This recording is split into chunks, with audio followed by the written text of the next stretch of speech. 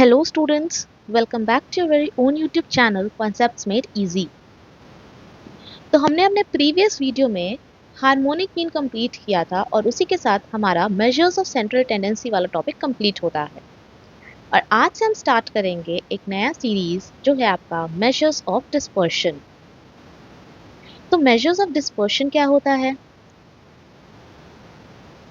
So the variation or deviation of the different values of the variable from their average is known as dispersion।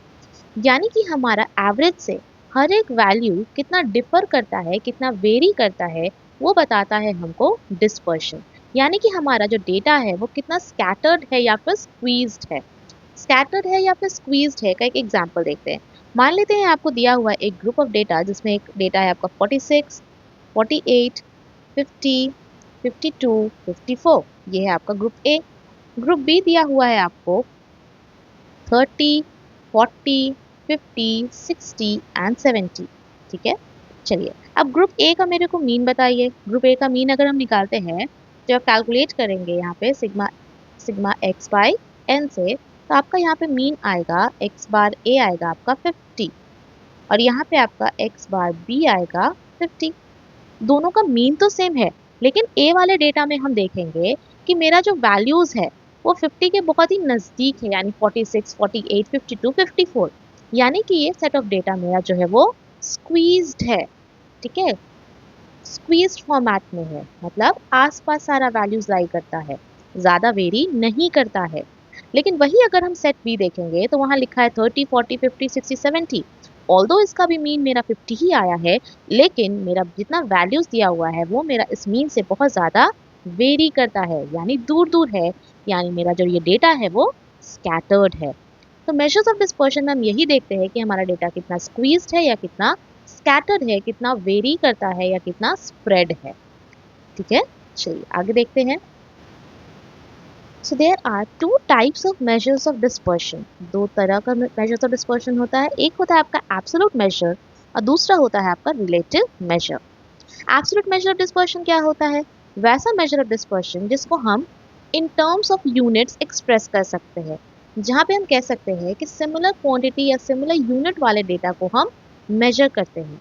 और relative measure क्या होता है? ये ratio होता है of absolute measure of dispersion to a suitable average and this एक pure number होता है जिसका कोई यूनिट नहीं होता है, क्योंकि रेशो का कोई यूनिट नहीं होता है। ठीक है, तो एब्सोल्यूट मेजर का यूनिट होता है और रिलेटिव मेजर का यूनिट नहीं होता है। एब्सोल्यूट मेजर ऑफ डिस्पर्शन भी चार तरह का होता है: range, quartile deviation, mean deviation और स्टैंडर्ड डिविएशन। और रिलेटिव मेजर ऑफ डिस्पर्शन भी चार तरह का होता है: coefficient of range, coefficient of quartile deviation, coefficient of mean deviation और कोएफिशिएंट ऑफ स्टैंडर्ड डिविएशन। यानी कि यहाँ पे हम जो हर एक मेजर ऑफ डिस्पर्शन कैलकुलेट कर रहे हैं उसी का रिलेटिव मेजर हम देखते हैं, तो वो हो जाता है मेरा coefficients of all the absolute measures of dispersion.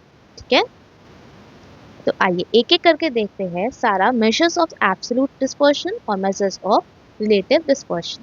Start करेंगे हम रेंज के। तो रेंज जो होता है वो सबसे सिंपल मेजर ऑफ डिस्पर्शन होता है, क्योंकि इसमें ज़्यादा कुछ नहीं, बस ये होता है आपका difference between the largest value and the smallest value. यानी किसी भी सेट ऑफ डेटा का जो लार्जेस्ट वैल्यू होगा या लार्जेस्ट ऑब्जर्वेशन होगा और जो स्मॉलेस्ट ऑब्जर्वेशन होगा या वैल्यू होगा, उन दोनों का डिफरेंस ही कहलाता है मेरा रेंज। ठीक है, तो ये जो रेंज हम कहें ना, largest value minus smallest value, ये आपका इंडिविजुअल सीरीज हो या फिर डिस्क्रीट सीरीज हो या फिर कंटिन्यूअस सीरीज हो, तीनों में आपका ये सेम फॉर्मूला लगता है कि range is equals to largest value minus smallest value. और कोएफिशिएंट ऑफ रेंज, जिसका और भी नाम है as in coefficient of scatter या फिर रेशियो ऑफ रेंज, उसका फॉर्मूला होता है आपका largest value minus smallest value divided by largest value plus smallest value. और यही सेम फॉर्मूला जाएगा आपका इंडिविजुअल सीरीज में, डिस्क्रीट सीरीज में एंड कंटिन्यूअस सीरीज में। तो आइए क्वेश्चन देखते हैं ताकि ये कॉन्सेप्ट और भी क्लियर हो सके। देखिए, सबसे पहला क्वेश्चन यहाँ दिया हुआ है आपको इंडिविजुअल सीरीज का। To find out the range and its coefficient from the following data. और डेटा दिया हुआ है आपको 20, -50, 0, -10, -40, 50, 35, 10, -25 एंड 0। अब हम देखें अभी अभी कि रेंज का फॉर्मूला क्या होता है। Range is equals to largest observation minus smallest observation. अब बताइए ये जो डेटा इसमें दिया हुआ है इसमें सबसे लार्जेस्ट वैल्यू क्या दिया है। सबसे लार्जेस्ट क्या है आपका 50, ठीक है। और सबसे स्मॉलेस्ट वैल्यू क्या है, तो भाई जीरो नहीं है, जीरो से भी छोटा। यहाँ पे नेगेटिव फिगर्स भी दिया हुआ है ना, -10, -40, -25 और -50, यानी सबसे स्मॉलेस्ट वैल्यू है मेरा -50। इसको लिखेंगे तो ये हो जाएगा 50 + 50 100, तो मेरा रेंज हो गया 100। और कहा है हमको निकालने के लिए coefficient of range. Coefficient of range का फॉर्मूला क्या है, largest minus smallest divided by largest plus smallest. Largest कितना 50 minus -50 whole divided by 50 plus -50, ये हो जाएगा आपका 100 divided by 0। Any number divided by 0 is not defined या फिर इंफिनिटी, ठीक है। अगर यही मेरा 0/100 रहता तो आंसर आता 0, लेकिन अगर 100/0 है तो नॉट डिफाइंड या फिर इंफिनिटी, ठीक है। क्योंकि आपको 100 में से 0 मार्क्स आ सकता है, लेकिन कभी 0 में से 100 आ सकता है क्या, नहीं ना। तो यहाँ पे हमेशा याद रखेंगे कि 0/100 is 0 but 100/0 is not defined, ठीक है। तो चलिए एक देखते हैं क्वेश्चन डिस्क्रीट सीरीज का।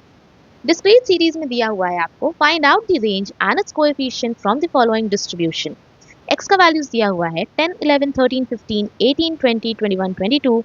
फ्रीक्वेंसीज दिया हुआ है 7, 12, 18, 20, 8, 5, 3 एंड 2। अच्छा अभी अभी हम रेंज का फॉर्मूला देखे थे, क्या कहीं पे भी फ्रीक्वेंसी का कोई बात हुआ क्या, नहीं। हमने देखा कि रेंज होता है आपका हाईएस्ट वैल्यू माइनस लोएस्ट या फिर स्मॉलेस्ट वैल्यू, मतलब ऑब्जर्वेशन। यानी कि रेंज हमेशा सिर्फ और सिर्फ एक्स का वैल्यू से निकलता है, यहाँ फ्रीक्वेंसी से हमको कोई मतलब नहीं है। तो अब बताइए ये जो एक्स आपको ऑब्जर्वेशन दिया हुआ है इसमें सबसे लार्जेस्ट क्या है 22 और सबसे स्मॉलेस्ट क्या है 10, यानी ये हो गया 12। इजी। और कोएफिशिएंट ऑफ रेंज क्या हो जाएगा, कोएफिशिएंट ऑफ रेंज का फॉर्मूला क्या था, largest minus smallest by largest plus smallest, यानी कि 22 - 10 डिवाइडेड बाई 22 + 10। 22 - 10 करेंगे तो कितना 12 डिवाइडेड बाई 22 + 10 इज 32, और 12 को जब 32 से डिवाइड करेंगे तो मेरा आंसर आएगा कुछ 0.375, ठीक है। आई होप इसमें भी कोई डाउट नहीं होना चाहिए, बहुत ईजी है। डिस्क्रीट सीरीज में हो या फिर इंडिविजुअल सीरीज में हो, सिर्फ और सिर्फ हमको एक्स का वैल्यू देखना है कि लार्जेस्ट वैल्यू क्या है और स्मॉलेस्ट वैल्यू क्या है। दोनों को सब्ट्रैक्ट करेंगे तो मेरे को मिल जाएगा रेंज, और कोएफिशिएंट के लिए largest minus smallest divided by largest plus smallest, ठीक है। तो आइए एक क्वेश्चन देखते हैं कंटिन्यूअस सीरीज में भी दिया हुआ है यहाँ पे find out the range and its coefficient from the following distribution, और सेट ऑफ डेटा दिया हुआ है आपको 5 से 15, 15 से 20, 25 से 35, 35 से 45, 45 से 55, 55 से 65। फ्रीक्वेंसी दिया हुआ है 6, 8, 12, 15, 4 एंड 1। क्या यहाँ पे भी हमको फ्रीक्वेंसी का कोई काम है, नहीं है। तो कंटिन्यूअस सीरीज में ना रेंज निकाले का दो मेथड होता है, ठीक है। पहला तो जो हम लोग अभी तक करते आ रहे हैं क्या है कि हमको देखना है कि मेरा हाईएस्ट क्या है, लार्जेस्ट मेरा वैल्यू क्या है। लार्जेस्ट मार्क्स कितना आ सकता है किसी को 65, यानी लार्जेस्ट वैल्यू एल है मेरा 65। स्मॉलेस्ट क्या है, स्मॉलेस्ट क्या है मेरा 5। तो हम लिख सकते हैं range is equals to 65 - 5 is equals to 60, मेरा रेंज आ जाएगा 60। फिर कोएफिशिएंट ऑफ रेंज कैसे निकलता है, कोएफिशिएंट ऑफ रेंज का फॉर्मूला क्या है, largest minus smallest by largest plus smallest, यानी 65 - 5 डिवाइडेड बाय 65 + 5, ये हो जाएगा आपका 60/70, यानी 6/7।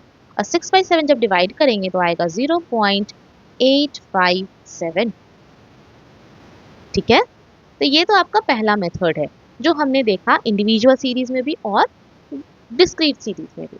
लेकिन कंटिन्यूअस सीरीज में रेंज निकालने का एक और मेथड होता है, और हमको लगता है कि जब तक हम बता रहे हैं आपके दिमाग में वो आ भी गया होगा, क्योंकि जब हम कंटिन्यूअस सीरीज का बात करते हैं तो सबसे पहले हम क्या निकालने का ट्राई करते हैं, मिड वैल्यूज।